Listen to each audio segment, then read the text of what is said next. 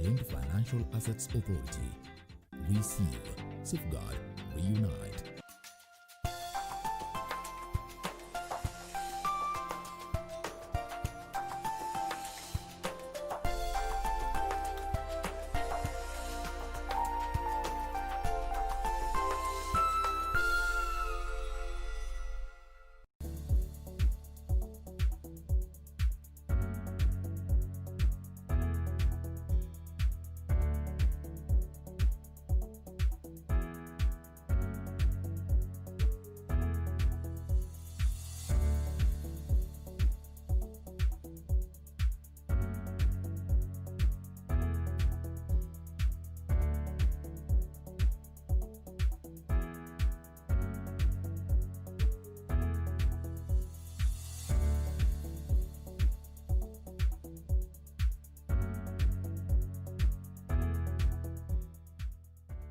Tonight on KBC Channel 1. Madison Wanjala, then why does she get to keep her money?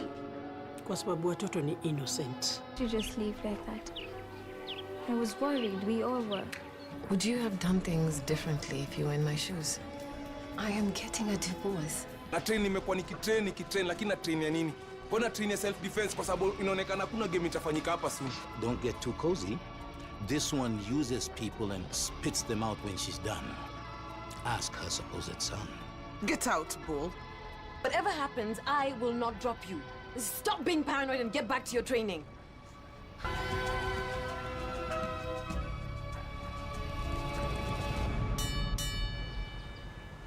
The procedure of reporting assets to the Unclaimed Financial Assets Authority is simplified in the following easy steps. Step 1. Write an email to holders@ufaa.go.ke to request your profile to be created. Step 2.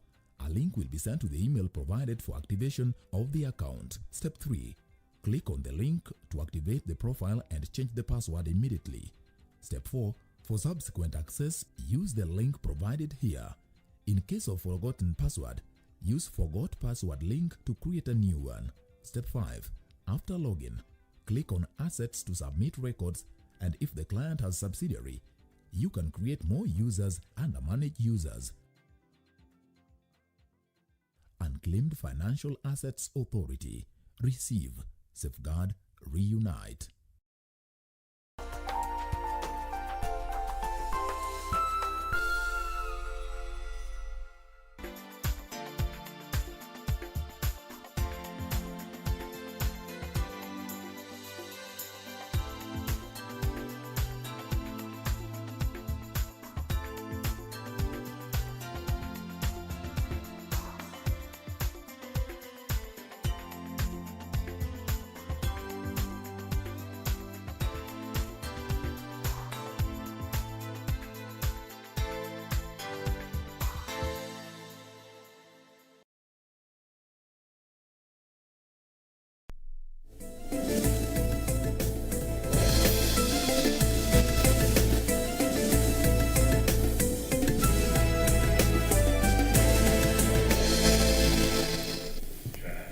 Sadakta mtazamaji, ni siku nyingine tena, siku ya tarehe 29 mwezi Oktoba 2020.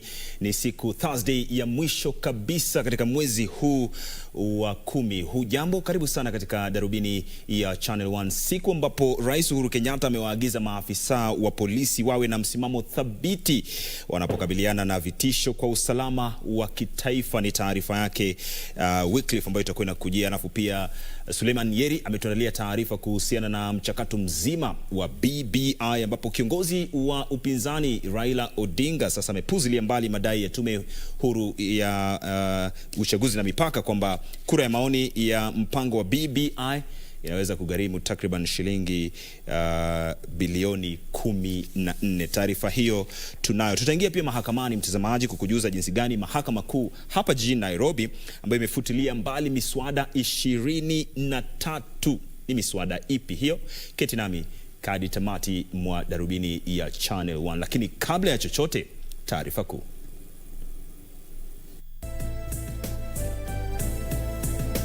That going forward, the advice we have got from case management teams in the Ministry of Health is that the key fundamental management center is going to be home-based care. Wizara ya Afya yaonya kwamba huenda ikatangaza vikwazo vikali zaidi iwapo Wakenya hawatazingatia kanuni zilizowekwa za kuzuia kusambaa kwa ugonjwa wa COVID-19. We are not planning for now to shut down because of the COVID. If that time comes, we shall tell you.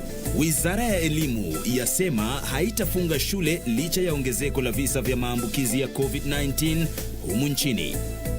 Let us not drive the country into a divisive engagement. Na naibu rais William Ruto awahimiza viongozi kushirikiana ili kuleta maafikiano katika mapendekezo kuhusu ripoti ya BBI.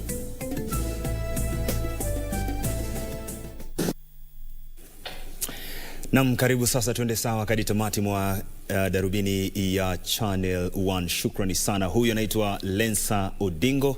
Mimi ni Isaac Lemoka @Lemoka na pia @KBC Channel 1. Na moja kwa moja tuanze na taarifa kuu ambapo Wizara ya Elimu imesema serikali haiwezi kufunga shule kutokana na kuongezeka kwa visa vya maambukizi ya ugonjwa wa COVID-19 hapa nchini. Waziri wa Elimu Profesa George Magoha amesema wanafunzi wataendelea na masomo yao, lakini madarasa mengine watasubiri kwa muda zaidi kabla ya kurudi shule. Akiongea hapa jijini Nairobi, waziri huyo wa elimu amesema wazazi wanafaa kusaidia kuhakikisha kuna usalama wa watoto wao. Serikali haina mpango wa kufunga shule kufuatia kuongezeka kwa visa vya maambukizi ya ugonjwa wa COVID-19 nchini. Wanafunzi 17 na walimu 33 wamepatikana na ugonjwa huo tangu kufunguliwa tena kwa shule wiki 2 zilizopita. Wizara ya Elimu imewahakikishia wazazi kwamba wanafunzi walioko shuleni ni salama, lakini pia wazazi wanafaa kutekeleza wajibu wao. Yes, it is spiking. It's not only spiking in this country. And what we are grappling with is, do we open for the other children or not? That decision is yet to be made.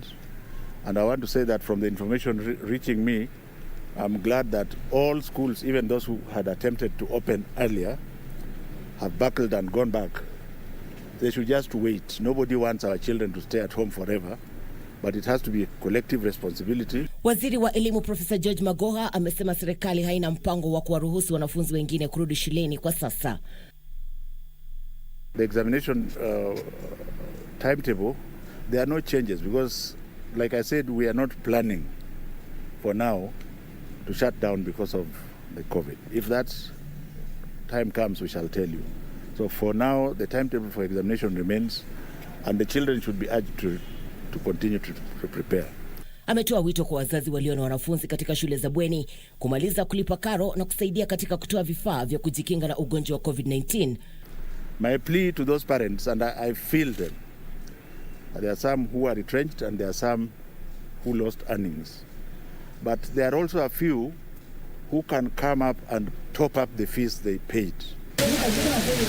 Kuhusiana na mvua kubwa inayoendelea kushuhudiwa na kutishia kusababisha mafuriko katika shule mbalimbali, Magoha amesema serikali itajenga hema na kuwahamisha wanafunzi hadi shule zilizo karibu. Magoha alizungumza katika shule ya msingi ya Uhuru Gardens wakati wa ziara ya ukaguzi na kutolewa kwa dawati katika kaunti ndogo ya Lang'ata.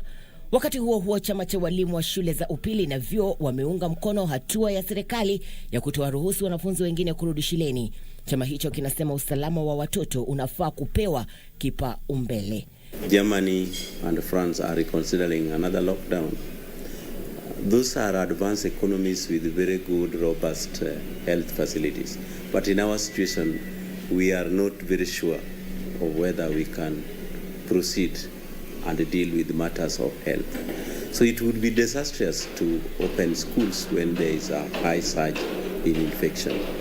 Irene Mchuma Odim, darubini ya Channel 1 katika kaunti ya Nairobi. Asante sana Irene Mchuma Odim. Tugeukie taarifa zinazohusiana na naibu rais William Ruto ambaye sasa amewataka viongozi kushirikiana katika kuwafikia makubaliano kuhusu mapendekezo ya ripoti ya mpango wa BBI.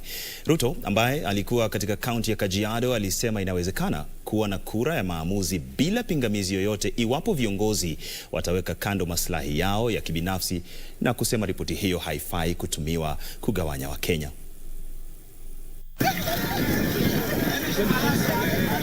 Naibu rais amehoji matamshi ya baadhi ya viongozi wanaopigia debe ripoti ya BBI ambayo amesema ni matamshi ya vitisho. Let us not drive the country into a divisive engagement. Akiongea leo katika kaunti ya Kajiado wakati wa hafla ya mazishi ya babaye seneta maalum Mary Seneta mzee Elijah Ole Kuyo huko Isinya, Ruto aliwataka viongozi kutii wito wa Rais Uhuru Kenyatta wa kuafikia makubaliano na kuzingatia maoni ya wengi wa Wakenya. It is possible for us, if we eliminate selfish interests, it is possible for us to arrive at a consensus so that we can drive this process, unify the country, avoid unnecessary division. Even when we go to a referendum, let us have a non-contested referendum.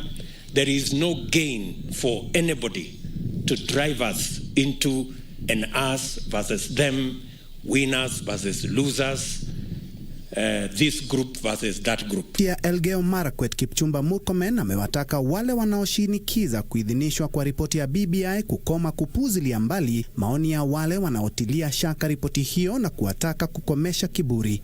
Hii Kenya hakuna mtu wa Kenya A na Kenya B, na hii Kenya haiendi mahali. Tuketi wote meza moja, tukubaliane, tupitishe, kwa sababu inawezekana kuwa na win-win constitution ambaye kila mmoja anajisikia yeye ni Mkenya. Murkomen amesema kuwa kuna masuala zaidi ya yale yaliyoibuliwa na naibu rais wakati wa uzinduzi wa ripoti hiyo katika ukumbi wa Bomas ambayo yanahitaji kurekebishwa. Mbunge wa Kandara Alice Wahome amesema kutoa maoni mbadala mbali na yale yaliyomo kwenye ripoti hiyo sio kupinga ripoti hiyo, na kusema rais alisema kuwa kuna nafasi ya mazungumzo ili kujumuisha maoni ya kila mtu. Nafikiri rais wetu pia alikubali kuna nafasi ya kuzungumza. Kama nia ya BBI ni kuweka nchi pamoja, sisi tutakuwa hiyo raini ya kwanza. Nikiripotia Darubini, mimi ni Bentro Njua.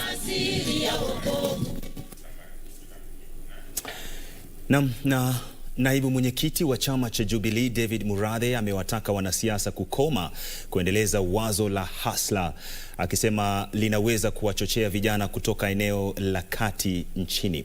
Murathe anadai kwamba hatua hiyo inaweza kurejesha nyuma mafanikio na huenda vijana wakaanza kujihusisha na makundi haramu ambayo yameleta madhara mengi sana katika maeneo mbalimbali hapa nchini.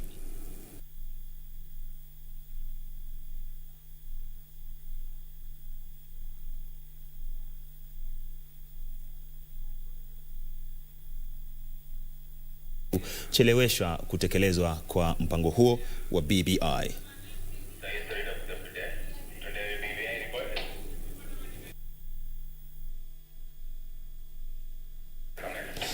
Sadakta mtazamaji, kunradhi kwa mkanganyiko huo, lakini taarifa ambayo inafungamana na taarifa hiyo ya BBI, kiongozi wa upinzani Raila Odinga amepuzilia mbali madai ya tume huru ya uchaguzi na mipaka hapa nchini IEBC kwamba kura ya maoni ya mpango wa BBI inaweza kugharimu zaidi ya shilingi bilioni 14.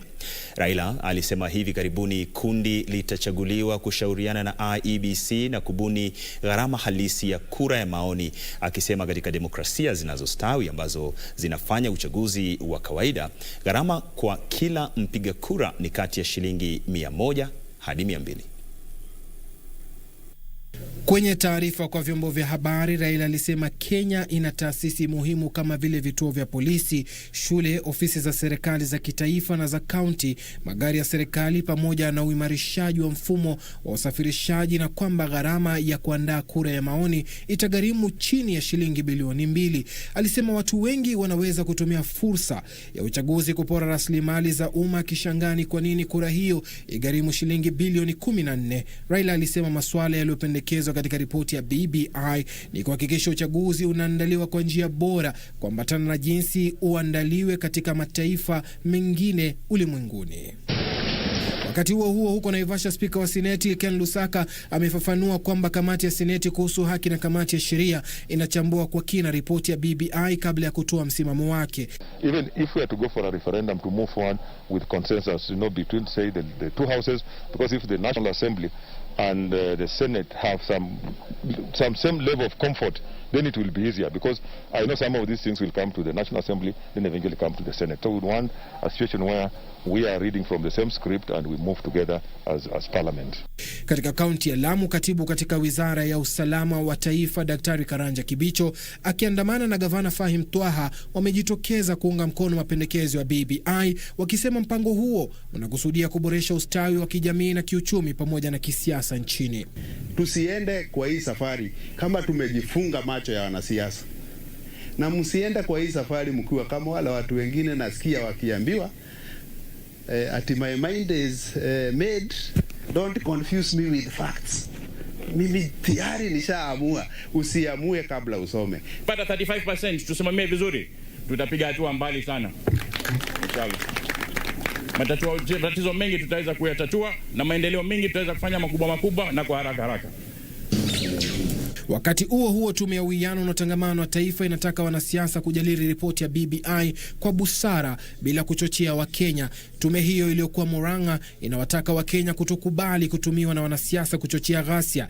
Eleza point zako bila kuchochea. Commission itaendelea kumonitor political rallies and social gatherings for hate speech, ama wale wanachochea wengine kwa misingi ya kikabila.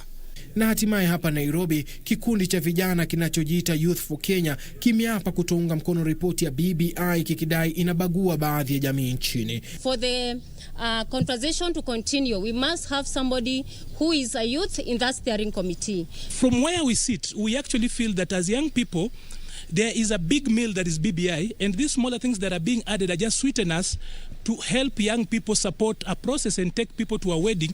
But we are not part and parcel. We are not the groom, and we are not even the bride, and we are not even eating rice in that particular wedding. Suleiman Yeri, Darubini ya Channel 1. Tukiachana na taarifa hiyo yake Suleiman Yeri, tuingie mahakamani. Mahakama Kuu jijini Nairobi imefutilia mbali miswada 23 inayohusu county ambayo ilipitishwa na bunge la kitaifa bila kuhusisha bunge la Senate. Jopo la majaji watatu limeamua kuwa hatua hiyo ni ukiukaji wa katiba. Lakini hata hivyo, mahakama hiyo imelipa afueni bunge la kitaifa kwa kusimamisha kwa miezi 9 swala la kutangaza kuwa bunge hilo ni haramu ili kutoa fursa ya kurekebisha hali hiyo. Bunge la Senate lilikuwa limewasilisha kesi mahakamani kupinga uhalali wa miswada iliyopitishwa na bunge la kitaifa, likidai kuwa miswada hiyo inahusu maeneo ya county kwa njia ya moja kwa moja, na kwa hivyo michango ya Seneti inahitajika jinsi ilivyoratibishwa kwenye sheria.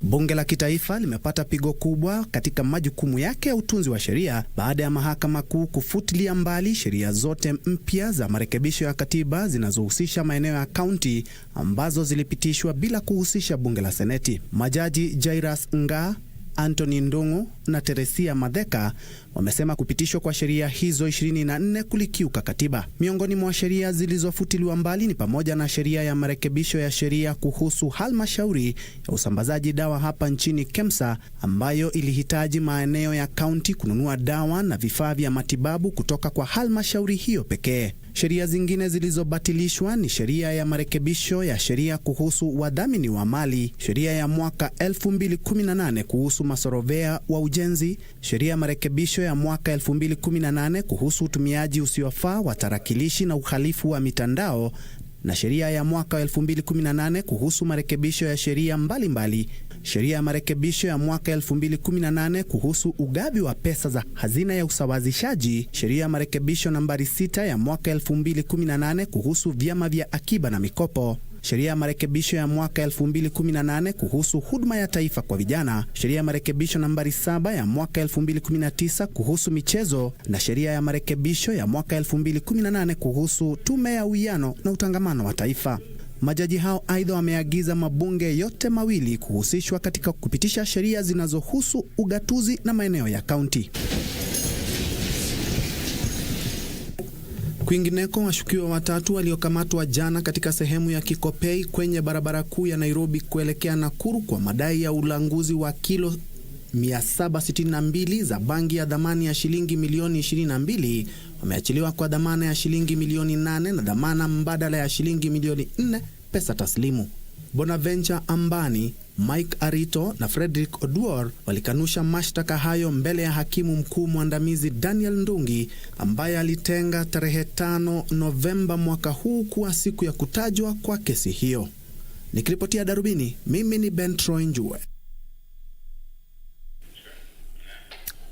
Na naibu mwenyekiti wa chama cha Jubilee David Murathe amewataka wanasiasa kukoma kuendeleza wazo la hasla, akisema linaweza kuwachochea vijana kutoka eneo la kati nchini.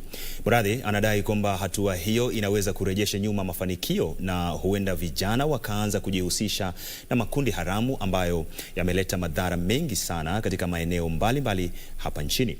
Akiongea hapa jijini Nairobi, Murathe amesema wale wanaotaka maafikiano kuhusu mpango wa maridhiano wa BBI hawasemi ukweli, mbali wanataka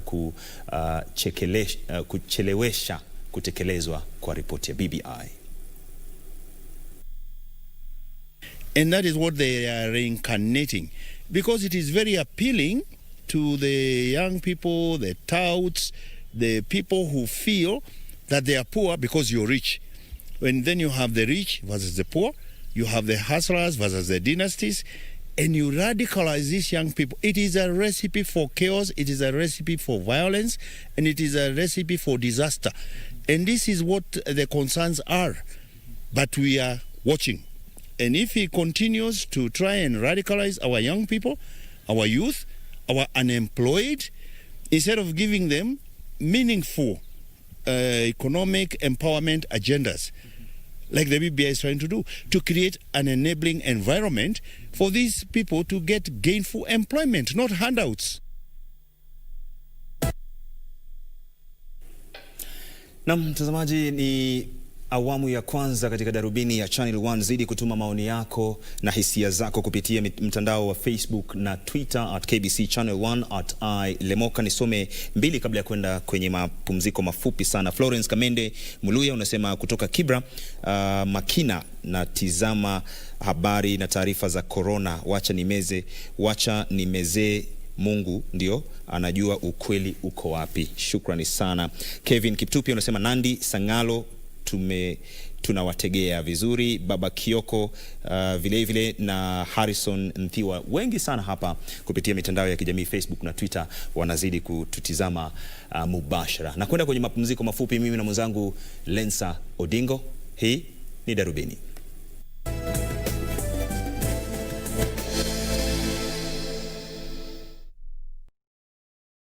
Mimi ni mwanabiashara, niko na club inaitwa Miami Garden Resorts na iko located Matu. Tulipokuja tukajenga tukafikia almost finishing. Equity walituongelesha wakatuambia investment mmeweka hapa, tunaweza taka pia tukue partners na nyinyi. Wakatupatia boost. 2019 ndio tulifungua sasa. Miami ilikuwa ndio talk of the Matu. After ile support ya Equity ilibidi tu kustrangu sana. Kutoka mwezi wa pili, before hiyo mwezi ishe, mwezi wa tatu hivi, corona pia tukaanza kujiuliza sasa, hapa tuko na Equity, tuko na staff. Before tujue ya kufanya, wakakuja tena wakatupatia hiyo hope ya kwamba imesimama hapo kutushikilia. Mwanzo walikuja wakasema tu apply tupewe 3 months bila kulipa. Wakatuambia sio limit, in case ikifika huko na kuja change we can still extend. Si kama kuna bank nyingine ningeenda ingefikiria vile hiyo walifikiria. Tonight on KBC Channel 1. Madison Wanjala, then why does she get to keep her money? Kwa sababu watoto ni innocent. To just leave like that. I was worried, we all were. Would you have done things differently if you were in my shoes? I am getting a divorce. Na train nimekuwa nikitrain lakini na train ya nini? Mbona train ya self defense kwa sababu inaonekana kuna game itafanyika hapa soon. Don't get too cozy. This one uses people and spits them out when she's done. Ask her supposed son. Get out, Bull. Whatever happens, I will not drop you. Stop being paranoid and get back to your training.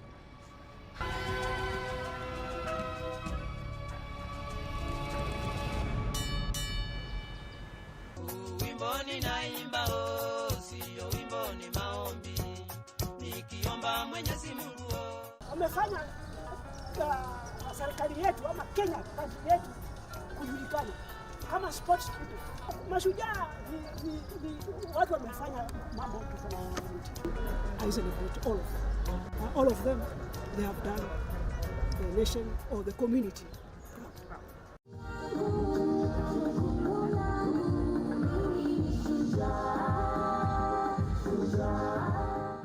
Wimboni naimba oh, sio wimboni maombi. Nikiomba Mwenyezi Mungu oh.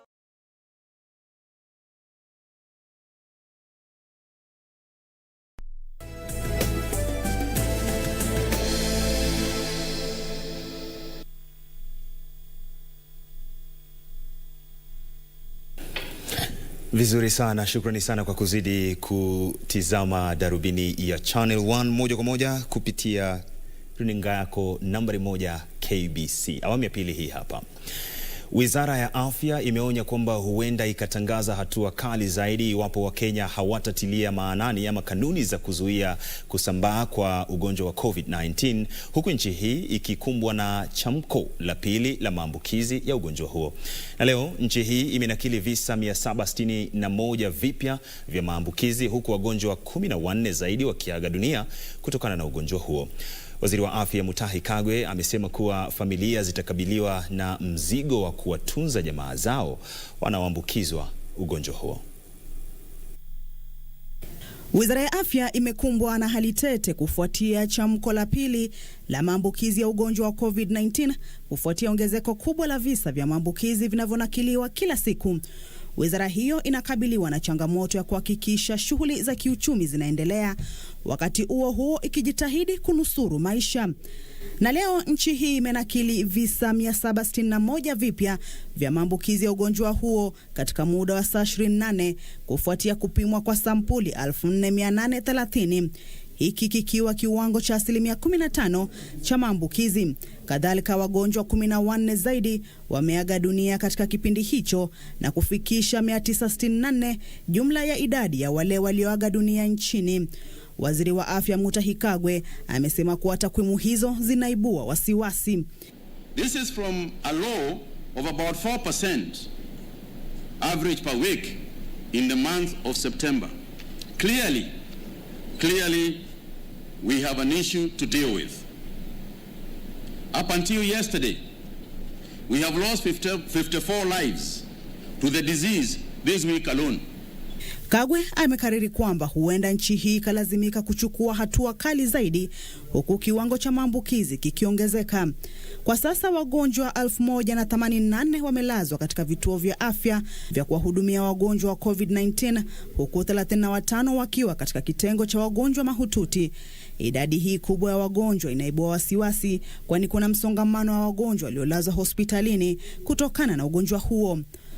As a person, if you expose yourself or if you treat yourself carelessly, you must understand that the people who are going to take care of you are your own family members. And the reason why this is going to be the case in any event is there is a limit to how much and how many beds we can keep on creating in the country. Swala linaloibua wasiwasi zaidi miongoni mwa wahudumu wa afya ni utepetevu wa Wakenya ambao wanakiuka kanuni zilizowekwa, hali ambayo huenda ikasababisha madhara makubwa. Not wearing a mask can render you fined a substantial amount of money. I think at the moment the monies involved are substantial. There are substantial amounts of money, but you make clear, we send out a circular exactly to the police and elsewhere, so that when they are enforcing these fines, then they will use the right figures. I can't remember offhand, but I think it's something like 20,000. Mnamo tarehe 4 mwezi ujao, serikali ya kitaifa na zile za kaunti zitaandaa mkutano wa 6 maalum kujadili hali ya COVID-19 nchini na kupendekeza hatua zitakazochukuliwa. Kamchemenza, Darubini ya Channel 1.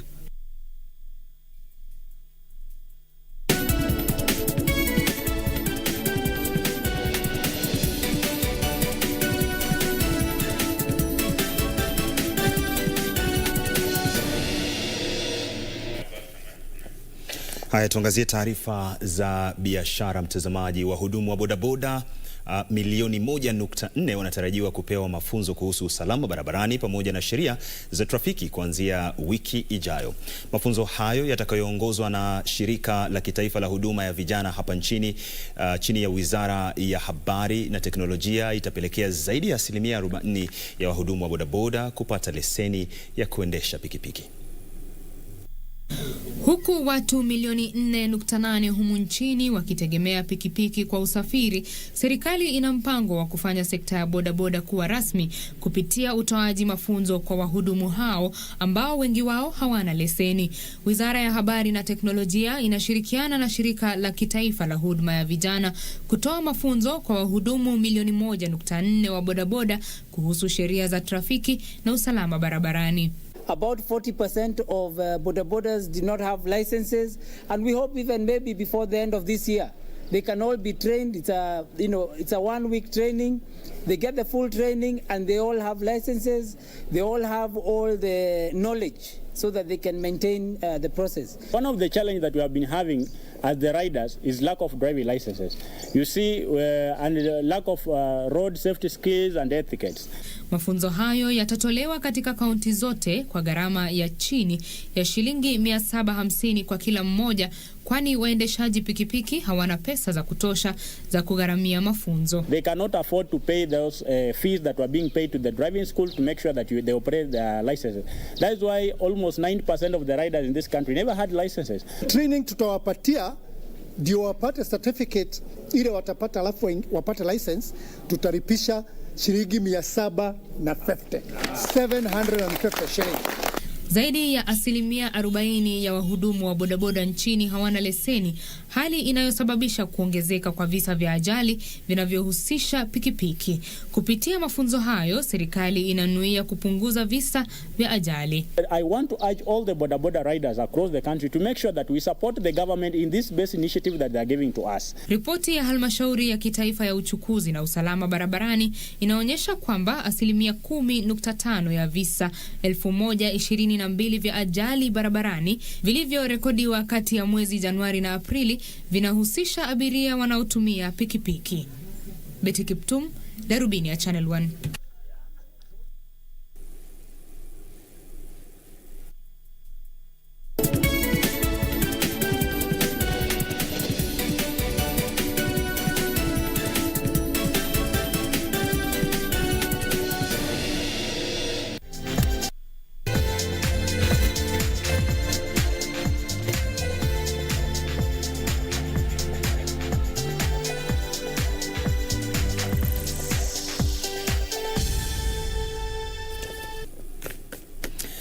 Naam, ni wakati mufti sana kwako wewe mwanaspoti kupokea taarifa za spoti. Ni yapi ambayo yamejiri viwanjani? Kocha wa timu ya Ulinzi Stars Benjamin Nyangweso amelihimiza shirikisho la soka humu nchini FKF kuongezea muda wa msimu wa usajili wa wachezaji ili vilabu vipate muda wa kutosha wa kuwasajili wachezaji wapya.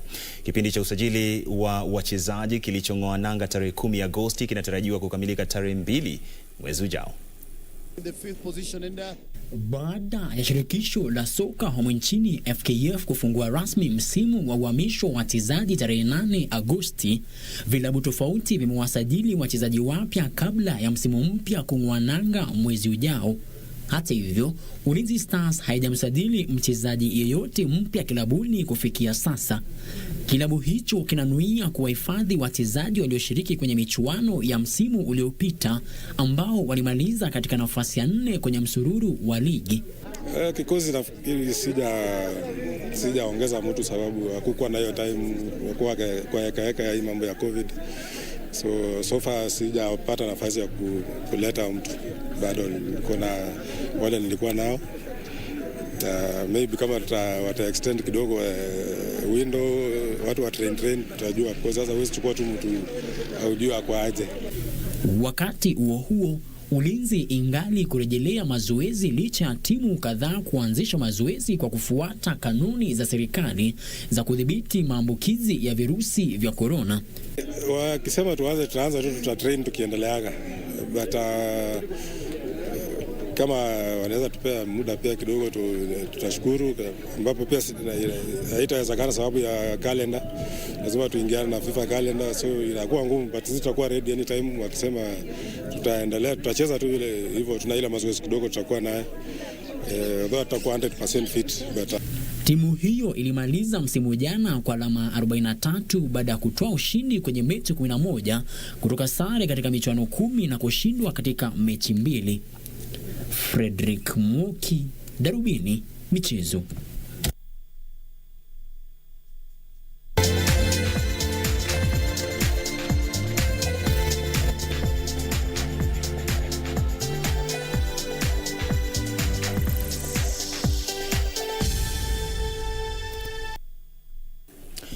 Na mtazamaji, muda ndo sina, lakini taarifa lukuki sana. Utazipokea taarifa hizi na nyingine katika taarifa zetu za saa 3 leo usiku, lakini shukrani sana kwa utazamaji wako wote walioshiriki katika kufanikisha Darubini ya Channel 1 usiku wa leo.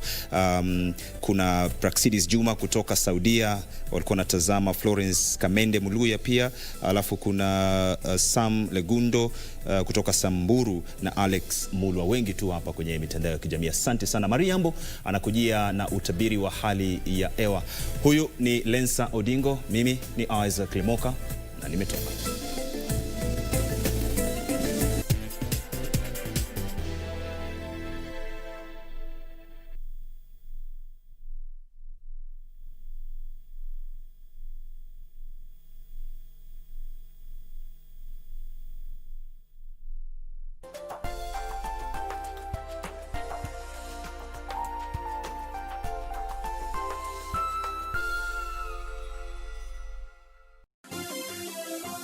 Vera Beauty College. Vera Beauty and Fashion College, with branches in Nairobi, Eldoret, Thika, and Meru. Did you know that we are a TVET approved institution? We offer courses in fashion design, interior design in soft furnishing, event decoration, flower arrangement, event planning, hairdressing, barbering and dreadlocks,